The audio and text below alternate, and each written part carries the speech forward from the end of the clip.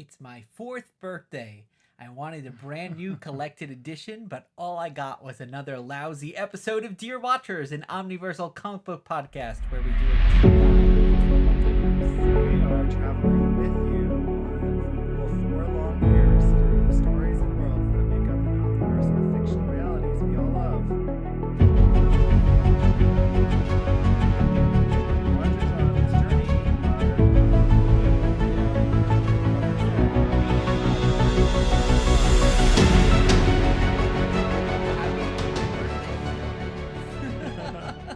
We're actually a month late to our 4-year That anniversary. seems about right. But those of you listening, thank you for celebrating our 4-year anniversary with us, because that's what we're about to do with you today. You and I also never remember our own personal anniversary either, it seems. So it's very fitting that we would just not do anything or do something a month late. Well, I think we were a little busy, but I did know Yes. it was in July that we started, and it was July 21st was episode 1. Whoa. And we have a lot to share with you today to celebrate our anniversary. Well, speaking of being busy, Guido, what's happening in our little section of the multiverse? Well, first up on our Dear Watchers front, if you will, we had a bit of a crossover with our new friend from the Retro Gamers podcast, Anthony.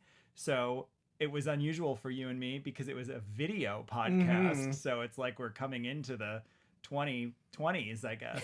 In fact, I wasn't even wearing a proper shirt. And Which then- makes it sound like you were wearing, I don't know what, I an did have improper a shirt on, but then I realized at the last minute we were about to hit record. It was like, oh shoot, this is a video podcast. I guess I should put something on, because you and I are often recording this on a Sunday morning or a Saturday night. And, But point being, go Yes. check out the Retro Yes. Gamers podcast. 400 and something Oh my episodes gosh. in, we got to have a wonderful hour-and-a-half conversation about comic book video game Mhm. adaptations, some of which we've covered on here on our show and some of which we haven't. So go find the Retro Gamers podcast either wherever you listen to podcasts or on YouTube if you want to watch us for an hour. Exactly. Yeah, so that's exciting, but that's not all, because people who follow all of the things we do know that we also do movie screenings and all sorts of retro activities as Sleepover Trading Company, and we just took over a video store. Yes. It sounds, I don't know what it sounds like. It's Surreal. absurd, Yeah, but it's absurd. 25,000 movies, physical movies that Mhm. we moved and took over and have a huge project ahead of us in terms of dealing with and sharing with the world. So Yes. it's kind of wild. Well, I think certainly, speaking at least for myself, it was definitely a dream to own and run a video store. So when this opportunity presented itself, we really tried to do everything we possibly could to make it happen. So very excited. What's really cool about this particular collection is that about half of it is tapes, still VHS tapes. So it's pretty amazing. It really is a time capsule into another era. So you can follow our progress with that at Sleepover Trading, sleepovertrading.com, or on social media, Sleepover Trading. And I'm sure we'll give you updates here on Dear Watchers. But now back to what we're focused on, which is today, our anniversary episode. And before we dig into our anniversary episode, I do want to recommend you can go back and listen to our previous anniversary episodes, because we did so many fun things that I barely remember. Like on episode 54, which was our first anniversary, because we used to be weekly. Oh my gosh. And we had so many fellow podcasters and creators on at one time to do a big quiz. Or episode 100 or 150, where we broke down some of our favorite what ifs and episodes we'd done before. So we've celebrated anniversaries. Go check them out, because they never get stale. They never get old. If you listen to them, you probably forgot it. So go listen to them again, because I recorded them and I forgot what they are. So Yeah, and if you are joining us for the first time, well, we have 3 parts of our journey today in every episode.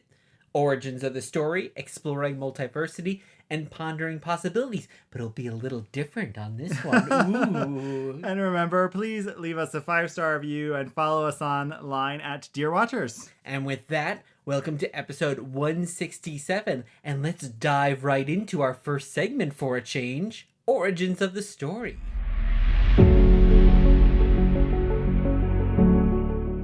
Right now, on this very show, you're going to get the answer to all your questions. Our amazing story begins a few years ago. And today, our very special question is, what if we, Guido and Rob, were the gods of the Omniverse, making our own multiverses?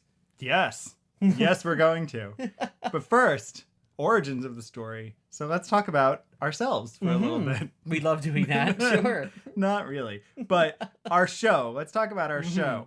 I have some trivia for this first segment, Origins of the Story. For those of our listeners who've been with us from the beginning, this will give you a sense of just how long that journey's been. And for those who are new listeners, this will give you a sense of how much you can go back and explore. Because including bonus episodes and interview episodes, we've had some unnumbered episodes. So we've had over 170 episodes, even though this is technically 167. That's a lot of episodes. Yes, although still quite a ways to go before we get to the retro video game podcast. It's true. But they have been operating for twice the amount of time we have. So we're pretty much on par. Our total runtime is 6,859 minutes. So if anyone wants to marathon us from start to finish, it's going to be 114 hours of your life. Oh, wow. 5 straight days. Yeah. People can listen to us talk for 5 straight days. No sleep. What do you think? Yeah, so if you're going on a crazy bender and just throw us on, get in the car and just drive across the country listening to us. I love it. And we haven't done it alone. We have had 25 guests on our show. 25 guests, ranging from the creators we've talked to our fellow podcasters, to our good friends who show up. We've had 57 episodes that feature guests. So I guess that's like a third-ish of our episodes have guests, which is great. And our most frequent guest, drum roll. Oh gosh, that sound effect. Elliot has just squeaked by with 12 appearances, whereas Ethan of Make Mine Amalgam, our good friend, has 11. Oh, they are neck and neck. Wow, I think Elliot of Elliot Comic Art always thinks he's losing to Ethan, so maybe this will be a surprise, although, yeah, I want to see a battle royale between the two of them one day. They have to be on the same episode once. That would be. It's like true, because I don't think Ethan was able to join our birthday anniversary game that we had years back. So, in terms of characters, can you guess the characters we have covered the most? Well, I think the biggies, I'm gonna guess There's just one. Oh, just one. One really wins. Well, lately it feels like it's the Fantastic Four, because I feel like we've talked so much about the Fantastic Four. But no, the Fantastic Four are actually 4th. Oh, well, that's fitting. No, it's the X-Men. Oh, it's gotta be X-Men. the X-Men, of course, because you program most of our episodes. So. We've had apparently over 20 episodes of X-Men content, whereas we've had 10 episodes of Spider-Man content. Well, there's also a lot of X-Men to choose from, so sometimes you can do maybe a more X-Men adjacent. Is it Deadpool considered an X-Men episode? You'd have to ask the AI that gathered this data for me. I'm gonna guess no, but then we have Batman, Superman, and Fantastic Four, and He-Man, and Josie and the Pussycats. Yes. They made the list, even though they only had 2 episodes. But Ethan would be happy to know Yes. that the AI believes Josie and the Pussycats are important. So that's some facts. We've had a few multi-part episodes. Do you remember our longest episode arc? It's got to be Age of Apocalypse. Yes, I think. 4 parts on Age of Apocalypse. Deep dive, which is very fitting because it's the anniversary of Age of Apocalypse this fall. The characters are coming back. The world is coming back. So people can go listen to our 4-parter. That helped push X-Men into the lead right there. That's 4 episodes. That's true. Just that. That's true. And our busiest release months found ourselves with 5 episodes, and those were generally in July for our anniversaries or in October For New York Comic Con. New York Comic Con and Halloween. Oh, yes. Because we've done lots of horror-themed arcs there. So lots of fun trivia about this journey we've been on. Yeah, and it keeps going. But this doesn't feel very godlike. No, it does not feel very godlike. So let's actually get our clay out. Is that what gods do to shape their universes? If we're creating Wonder Woman. If they're creating Wonder Woman, then we are. So let's start by exploring some multiversity.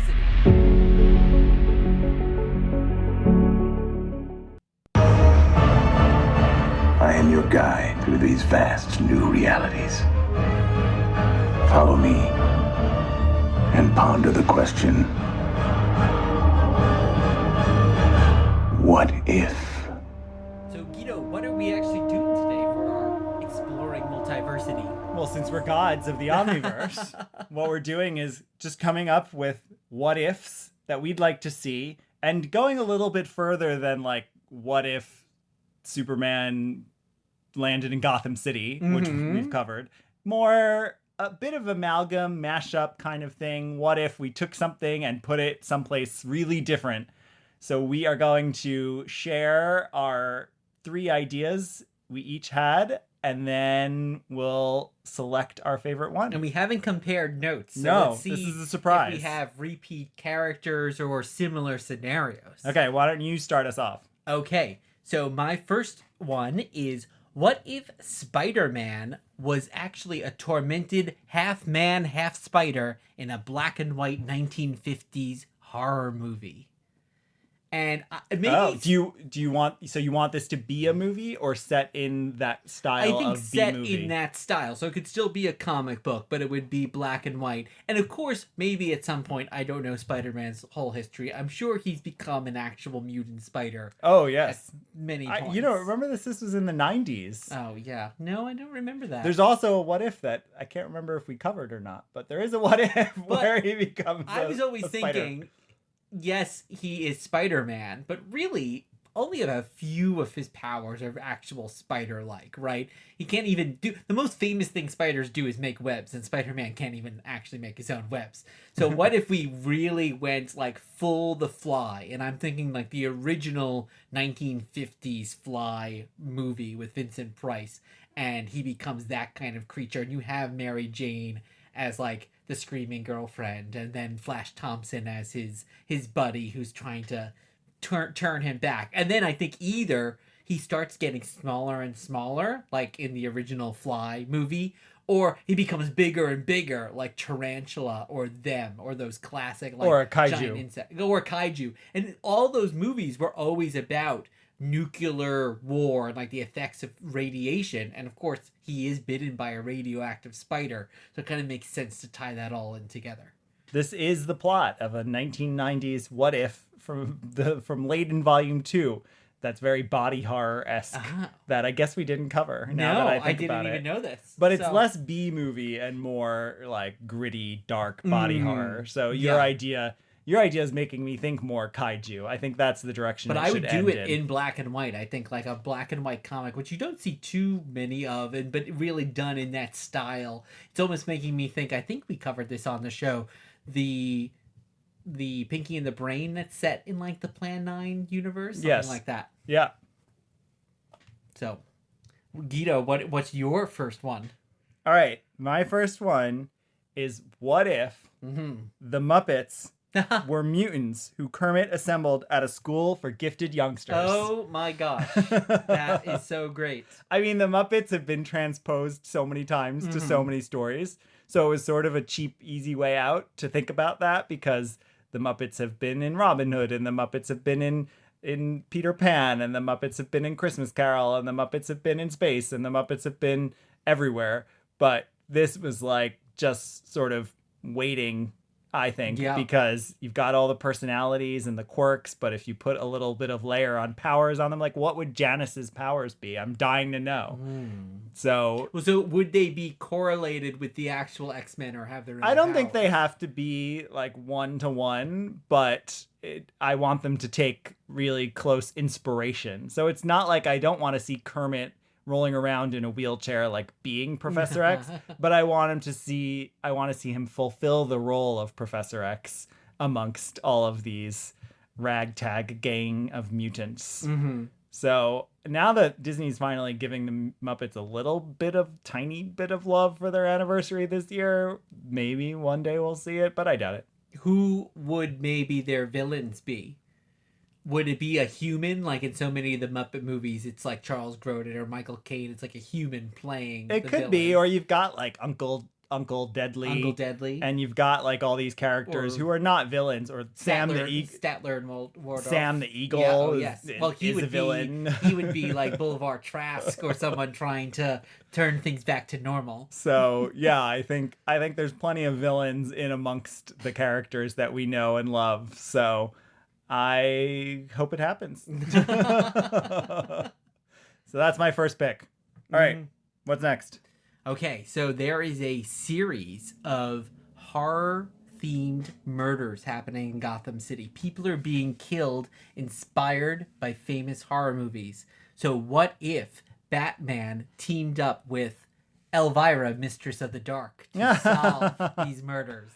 That's fun. Clearly taking inspiration from the incredible stories by David Avalone, who's been on this show and has written some incredible Elvira books where she's gone around multiverses of horror movie worlds. But this is a fun one with the inspired murders. What's an example you were thinking in your mind? I don't know, but I think you could tie it into various characters, so you could have a lot of suspects that are the more horror-themed suspects in the Batman universe, like the Scarecrow or Clayface, who's an actor.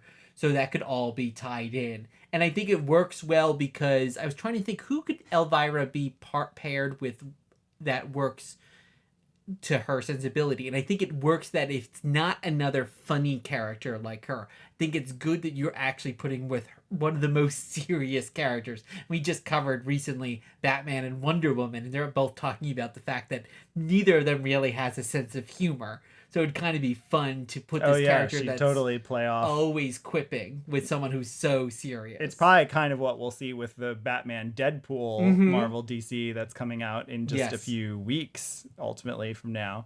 So that's fun. The murder mystery, though, I was thinking you meant like someone is like Ghostface and killing people, and someone is like using a chainsaw and killing people. Yeah. Like I think that's what inspired it would be. by that. But it could be tracked back to each character. Right. Interesting. All right. So for me, here's a coincidence, not surprising. What if Elvira traveled to Etheria? Oh my gosh. So that was my second idea. I want to see Elvira getting a little funny with She-Ra, making fun of some of the absurd characters. I'm sure she'd have a great time with Bo and Glimmer and Frosta, and just making fun of that whole world, but also like put them on an actual fantasy adventure. I'd love to see Elvira and She-Ra team up for something. So that's my second idea. Yeah, I love that. It's bringing to mind a little bit of the Wonder Woman kind of She-Ra knockoff that we also just covered. Wonder Woman and the Star Riders in our last episode. It could be that was in my mind, but I was just also thinking, I love She-Ra. What do I want to mash her up with? And it's not like I want to see, like, I don't want to see She-Ra as like a 1940s noir detective, but I'd like to see She-Ra's world get sort of parodied or broken up, bust into a bit. And Elvira would be the right one to do that. And I could see, because it's the Fright Zone, I could see Hordak trying to capture Elvira, maybe like trying or to... Shadow Weaver brings Elvira through. Yeah, because she's the Mistress of the Dark, so maybe they think she is their new force captain, and they want to get her. But of course, like, it's Elvira. She's not actually evil. Yeah. The only fan fiction I ever wrote in my life was She-Ra fan fiction, so maybe I'll write this one too now. I love it. Yeah. Well, this is the one I feel like DC, it would be harder to cross over, but maybe Mattel, I could see it actually maybe happening. Yeah, and Elvira's crossing over with DC coming up actually in just a few weeks with Harley Quinn. Oh, so yes, that's true, of course. Clearly, Elvira and Dynamite like doing this kind of thing, so maybe they can get Mattel on board. All right, what's your third and final what if, God, Okay. Rob? I am sticking in the world of Batman for this one. Weird. And of course, we had the Joker movie, which you didn't watch and I didn't really love. But I wanted to explore that character a little further. So this is, what if the Joker hosted his own talk show, but it's kind of done in a TV show style, in the style of the Larry Sanders Show or Space Ghost Coast to Coast. So he's the host of the show, and then each issue of the comic is a behind-the-scenes look at him booking the guests, and there's problems, and sometimes, of course, the guest is a hero, and he kind of wants to kill them, and our supporting cast are all the other villains who make up the staff of the But TV you don't show. want a real world show like Space Ghost where like real people are on the show Oh. talking to this fake character. That would be fun, too, if we actually had it as an animated show and had some real people. Oh, I could see that also. Yeah. Kind of a little bit like when Brett Goldstein was guesting on Harley Quinn as well.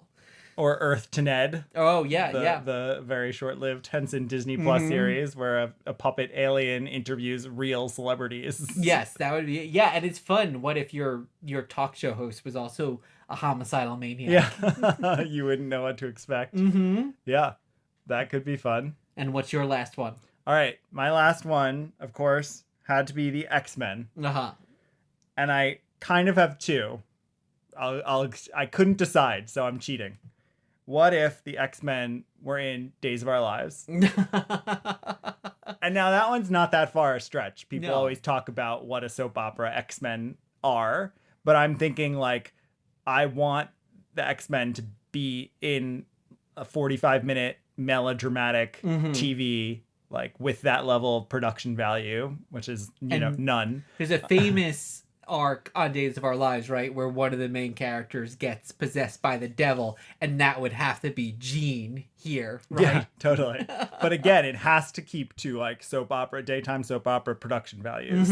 Yes. Like it can't be well done. It's not just like a Marvel show. It's like, no, I'm watching Days of Our Lives soap opera, Yeah. but it's the She X-Men just gets in it. like color contacts, basically. Exactly. But the other show that came to mind is a little less similar, I'd say, to most X-Men runs. There's one good X-Factor run it's similar to. But then I was thinking, what if the X-Men were in Twin Peaks? Oh. So that would be How would that another work? sort of mashup that I could see. Well, it's just you've got the X-Men, but they're in this very weird small town where there's lots of secrets and confusing things happening, and you've got weird side characters. Like, I think just that whole format and structure and the elements of Twin Peaks that so many of us love, but with the X-Men characters. So It is a big cast also, so I can see yeah, it. It's exactly. also kind of a soap An opera. ensemble. Yeah, it's soap opera-y, but it's a little more got the dark and mysterious, and there's some murder kicking it off. And so either of those television show adaptations would be my what ifs. It's funny that both of us went with a TV show inspired one as well, like setting a comic book character inside a TV show. Yeah. Well, it makes sense considering all that we've covered are That's examples of these same formats and structures. So why don't we get to our third segment where we'll decide whose idea is best. Well, let's wrap up then with pondering possibilities.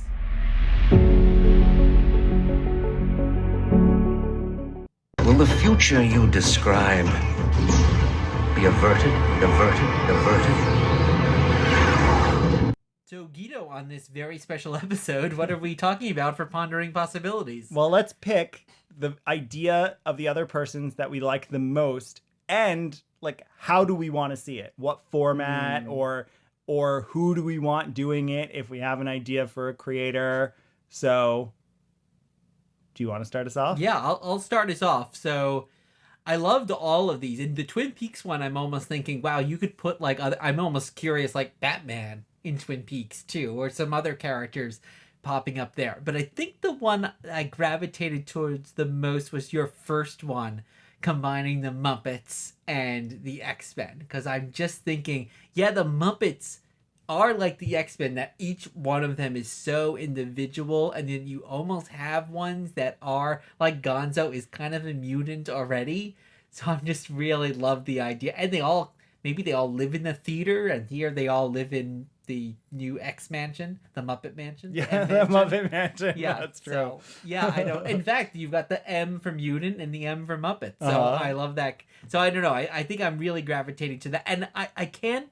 Yes, I picture them as adults, but my brain keeps going to Muppet Babies too. Well, maybe the X Babies are inspiring some of that too. Yeah, because on the Muppet Babies too, they would also often be like Star Wars or Indiana Jones or something like that. So here they're Muppety. But what format do you want it in? How do you want to consume this new world? Ooh. I think it could be a comic book or a TV show, but I think I'd stick with... Well, the Muppets haven't had good luck with TV shows recently, so maybe I'd go then the comic book route. Maybe this is the secret formula. This is what they were missing all along. I kind of like that. Plus, because it gives you the opportunity... puppets are so expensive, so maybe doing it in comic book form would make it a little easier. Or an animated show. Or animated, yeah. Yeah. Mm-hmm. All right. What about you? What was of mine? Elvira and Batman. That's a good team up. It's a good team up. I like the murder mystery aspect. I think it would be funny and fun and a good story. And I think it works best as a comic book. Mm-hmm. I think it could work best as a 6-issue miniseries, 5-issue miniseries or something, where you go in and out of these different crimes and Batman, perhaps Batman doesn't know the real world inspiration, yes, right? Because she's the fourth wall breaking character. I love that. So he, even though he's the world's greatest detective, he's not able to know how Scream works or how Friday the 13th works. She knows all that, but he knows his rogues gallery and is helping figure out which of them it could be. So yeah, I think it's a great one. Great opportunity for a lot of jokes is there, right there. Yeah. So I think that's it. That wraps up our anniversary. This is a minisode to... But a numbered one. It's counting towards toward the final count. And it's here to thank you all for listening to us these last 4 years and 170 plus episodes. It's been a pleasure to cover What Ifs, Multiverses, Elseworlds, and a whole lot more is yet to come. Yes. So... thank you, dear watchers. I have been Guido. And I have been Rob. And there is no reading list because these worlds don't exist yet. Yes. But